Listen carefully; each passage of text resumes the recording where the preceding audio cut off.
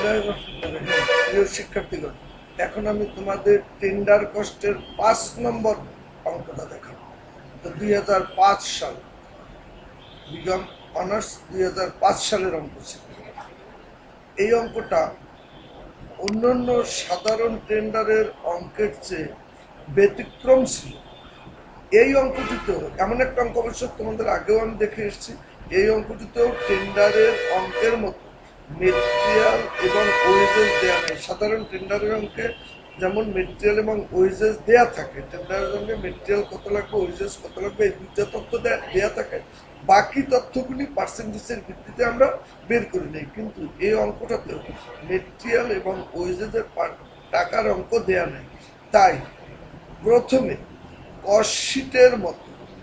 কস্টশিটের মধ্যে material and ওয়েজেসের যে টাকা ছিল তার সাথে 10% বৃদ্ধির কথা বলছে প্রশ্নে, তার সাথে 10% বৃদ্ধি করলে টেন্ডারের মেটেরিয়াল এবং ওয়েজেস পাওয়া যাবে। একইভাবে works overhead, administration and selling overhead এর ক্ষেত্রে কস্টশিটের মধ্যে যে পরিমাণ টাকা ছিল তার সাথে 10% বৃদ্ধি করলে টেন্ডারের টাকার পরিমাণ পাওয়া যাবে। অর্থাৎ অঙ্কটার ব্যতিক্রম ছিল। আমরা জানি যে কোনো ধরনের টেন্ডারের অঙ্কে প্রথমে মেটেরিয়াল ওয়েজেস দেয়া থাকে, তার আলোকে আমরা একটা কস্টশিট করি। এরপরে টেন্ডারের জন্য মেটেরিয়াল এবং ওয়েজেস দেয়া থাকে, কিন্তু অন্যান্য খরচগুলি আর দেয়া থাকে না। ওইগুলি কস্টশিটের ভিত্তিতে যে পার্সেন্টেজ বের করি, সেই বের করা পার্সেন্টেজের ভিত্তিতে আমরা মেটেরিয়াল ওয়েজেস যে দুটো দেয়া থাকে তার সাথে খরচগুলি যোগ করে টেন্ডারের টাকার পরিমাণ, টেন্ডারের খরচের পরিমাণ নির্ণয় করি। কিন্তু এই অঙ্কটা আমরা আগের লেকচারেও একটা অঙ্ক ব্যবহার করে এসেছি, যেখানে মেটেরিয়াল এবং ওয়েজেস দেয়া ছিল না। তাইলে পার ইউনিটের মেটেরিয়াল আগে কত ছিল, পার ইউনিটের ওয়েজেস রেট, পার আওয়ারের ওয়েজেস রেট কত ছিল, ওয়েজেসের ওই রেটের এই দুইটা ভিত্তিতে আমরা মেটেরিয়াল আর ওয়েজেস নির্ণয় করে তারপরে অঙ্ক সমাধান দিয়েছি। কিন্তু এই অঙ্কটাতে মেটেরিয়াল এবং ওয়েজেস কত ছিল তা বলে না বলে কি বললো, যে আগের কস্টশিটে মেটেরিয়াল এবং ওয়েজেস যা ছিল তার সাথে 10% increase in the cost of raw material, 10% increase in the indirect wages. তাহলে এই দুটো ওই পূর্বের মেটেরিয়াল ওয়েজেসের সাথে 10% যোগ করে দেবো। 5% increase works overhead charge, works ওভারহেডেরও পার্সেন্টেজ দেওয়া বলছে, পূর্বে যা ছিল কস্টশিটে তার উপরে 5% যোগ করো। 20% decrease in admin and selling overhead, admin এবং সেলিং ওভারহেড কস্টশিটে যা ছিল তার থেকে 20% ডিক্রিজ মানে কমিয়ে দাও, ইনক্রিজ মানে বাড়িয়ে দাও, ডিক্রিজ মানে কমিয়ে দাও। Same percentage of profit on sales as earning during the month of June. আমাদের অঙ্কটা জুন মাসে, তাহলে জুন মাসে যে পরিমাণ লাভ ছিল জুলাই মাসে লাভের পার্সেন্টেজ তাই থাকবে, কিন্তু সেটা বলছে সেলসের উপরে। জুন মাসের সেলস পাইছি, তার উপরে পূর্বের পার্সেন্টেজ বের করা সহজ ছিল, ওটা বের করে রাখবো। কিন্তু জুলাই মাসে আমরা জানবো শুধু টোটাল কস্ট, তাইলে টোটাল কস্টের উপরে আমরা পার্সেন্টেজ দেব এবং ওটা সেলসের কত পার্সেন্ট, কস্টে কত পার্সেন্টে গিয়ে দাঁড়ায় সেটা আমরা ওখানে দেখিয়ে দেবো। তাহলে আসো অঙ্কটার সমাধানে আমরা যাই। দেখো ওইখানে আর একটা আলোচনার বিষয় ছিল direct wages paid in cash in June. আমাদের অঙ্ক তো জুন মাসে, তাহলে মূল প্রশ্নে জুন মাসে ডাইরেক্ট ওয়েজেস ছিল 55,000 টাকা। এখন বলছে হুইচ ইনক্লুড, যাহার মধ্যে যুক্ত আছে টাকা 3,000 অন অ্যাকাউন্ট অফ মে, যার মধ্যে বিগত মাসের মে মাসের আছে 1,000 টাকা যুক্ত, অ্যান্ড 2,000 অ্যাডভান্স ফর জুলাই, এবং জুলাই মাসের অ্যাডভান্স যুক্ত আছে 2,000। আমরা জানি যেই পিরিয়ডের অঙ্ক করবো, যেই সময়ের অঙ্ক করবো, ওর আগেরটাও আমরা বাদ দিয়ে দেবো, পরেরটাও বাদ দিয়ে দেবো, কারণ আগেরটা এবং পরেরটা আমরা হিসাব করবো না, আমরা হিসাব করবো কারেন্ট পিরিয়ড, চলতি পিরিয়ড। আমাদের এই অঙ্কটার কারেন্ট পিরিয়ড হলো মান্থ অফ জুন, জুন মাস 2013, জুন মাসের অঙ্ক করবো। তাইলে এর ভিতরে মে মাসেরটা যুক্ত আছে 3,000, সেটাও বাদ দিয়ে দেবো। আর অ্যাডভান্স জুলাই মাসের 2,000, সেটাও বাদ দিয়ে আমরা প্রকৃত ওয়েজেস কত বের করবো, তাহলে 55 থেকে 3 আর 2 বাদ গেলে থাকবে 50,000 টাকা। তাহলে এখন আসো প্রশ্নের আলোচনা শেষ, আমরা সমাধানে যাই। দেখো, statement of cost and profit for the year ended June 13. দেখো, beginning raw material 6,000, at purchase 1,44,000, total raw material available for use হলো 1,50,000, less ending raw material বা closing stock of raw material ছিল 10,000, বাদ দিলে raw material use বা consume বের হলো 1,40,000। তার সাথে ডাইরেক্ট ওয়েজেস 55,000 বিয়োগ আগের মাসের 3 পরের মাসের 2, এই 5 একবারে বাদ দিলে থাকলো কত, 50,000। তাহলে 55 থেকে 3 2 5 যদি বাদ দেয় থাকলো ওয়েজেস 50,000, যোগ করলে বেরোলো প্রাইম কস্ট। এর সাথে ওয়ার্কস ওভারহেড বা ফ্যাক্টরি ওভারহেড যোগ করলাম আমরা কত টাকা, 60,000, যোগ করলে হলো প্রোডাকশন কস্ট অথবা ওয়ার্কস, এটার অপর নাম ওয়ার্কস কস্ট বা প্রোডাকশন কস্ট।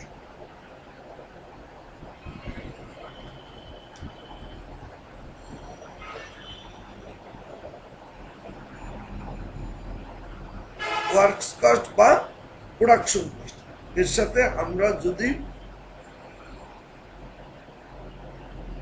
ওয়ার্কস কস্ট বা ওয়ার্কস ওভারহেড যোগ করি তাহলে হবে ওয়ার্কস কস্ট বা প্রোডাকশন কস্ট। এর সাথে অ্যাডমিনিস্ট্রেশন অ্যান্ড সেলিং ওভারহেড আমরা যোগ করবো। এখন অ্যাডমিনিস্ট্রেশন অ্যান্ড সেলিং ওভারহেড ছিল কত, সরাসরি অঙ্কে না বলে দেখো কিভাবে বুঝছে।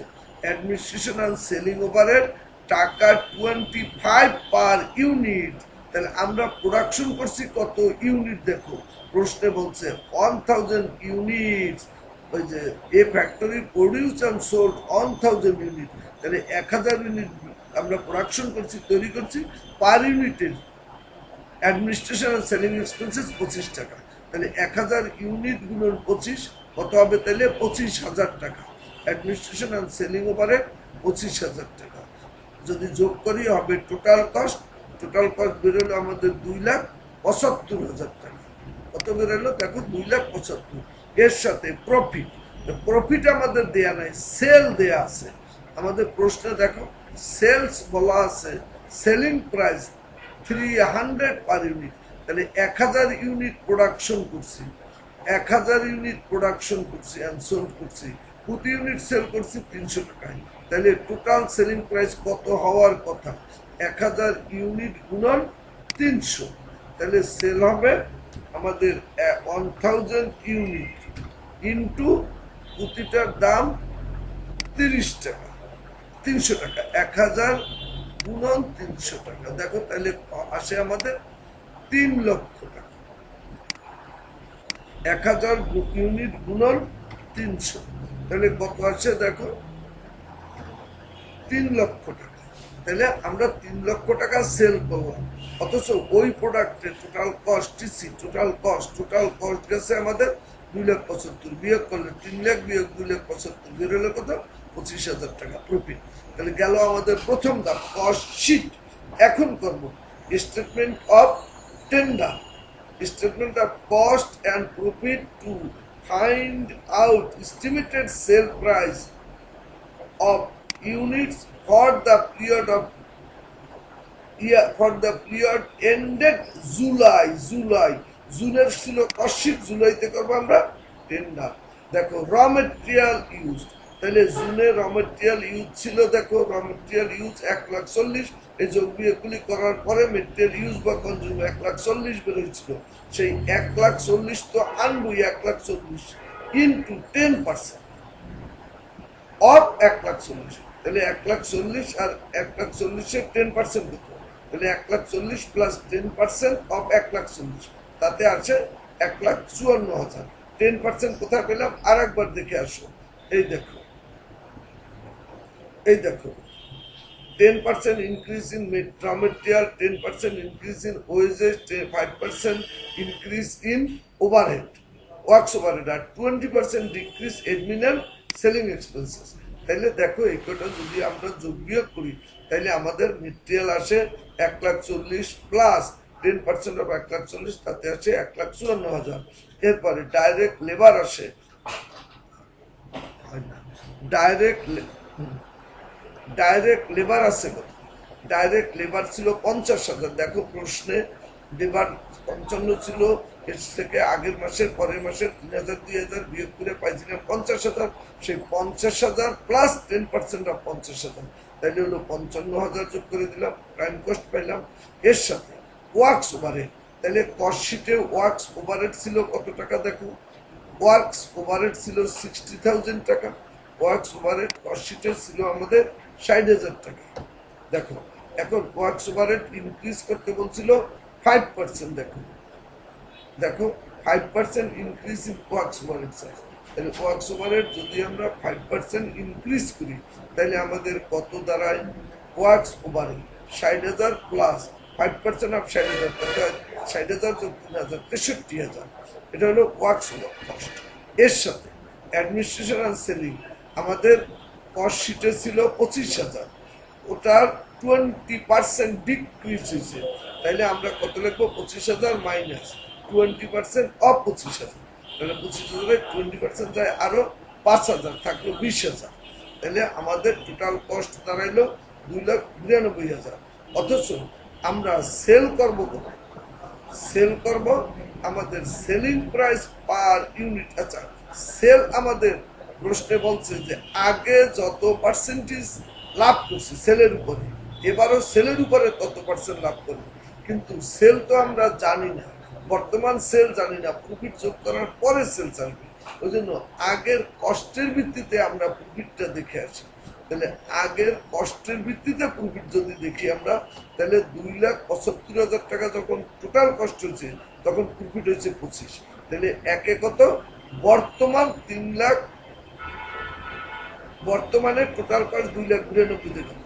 তাইলে আমরা এখানে বের করি প্রফিট। প্রফিট কত ছিল আগে আমাদের একটু দেখো। এই যে টোটাল প্রফিট, প্রফিট ছিল 2,75,000। দেখো প্রফিটটা আলাদা ভাবে আমি বের করে দেখিয়ে দেই। তাহলে প্রফিট ছিল 2,75,000 টাকা, টোটাল কস্টে প্রফিট ছিল 25,000। তাহলে দেখো আমি লিখে দেই 2,75,000 25,000।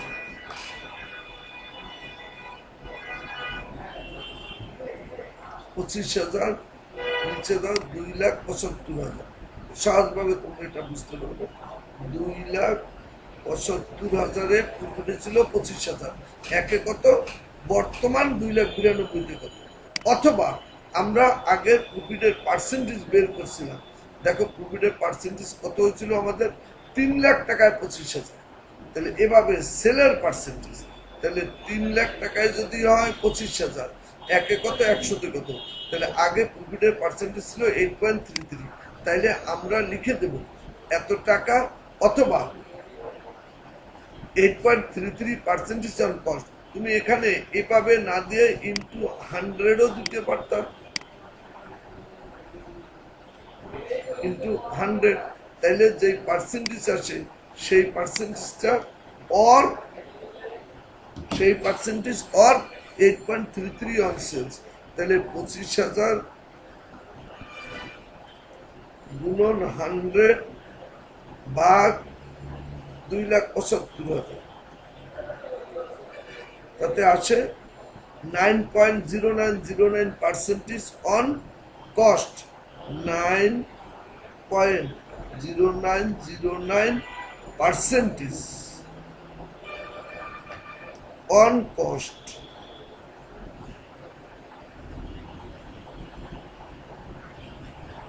or 8.33% অন সেলস, একই কথা দাঁড়ায়। তাহলে তুমি যেভাবে পারো এই অঙ্কটা আমরা এভাবে আমরা দেখাতে পারো, তুমি যেভাবে খুশি সেটা দেখাতে পারো। তাহলে প্রফিট হবে আগের 3 লক্ষ টাকায়, সরি আগের 2,75,000 টাকা কষ্টের প্রফিট ছিল 25, একে কত? 100তে কত? তাহলে সে আগের কষ্টের পার্সেন্টেজটাও বের করলাম আর সেলসের পার্সেন্টেজটাও বের করলাম। এখন কস্টের উপরে এত পার্সেন্ট অথবা সেলসের উপরে 8.33% করলে আমাদের টোটাল প্রফিট দাঁড়াইলো কত? দেখো টোটাল প্রফিট দাঁড়াইলো আমাদের 26,000 এত টাকা। এখন সেলিং প্রাইস পার ইউনিট, এটা তুমি ওয়ার্কিংটা করতে পারো, ওয়ার্কিংটা আমরা অঙ্কের ভিতরে না দিয়ে নিচে দেব। সেলিং প্রাইস পার ইউনিট দেখে নাও, তাহলে পার ইউনিটের সেলিং প্রাইস আমাদের কত দাঁড়ায় সেটাও আমরা এখানে দেখিয়ে দিলাম।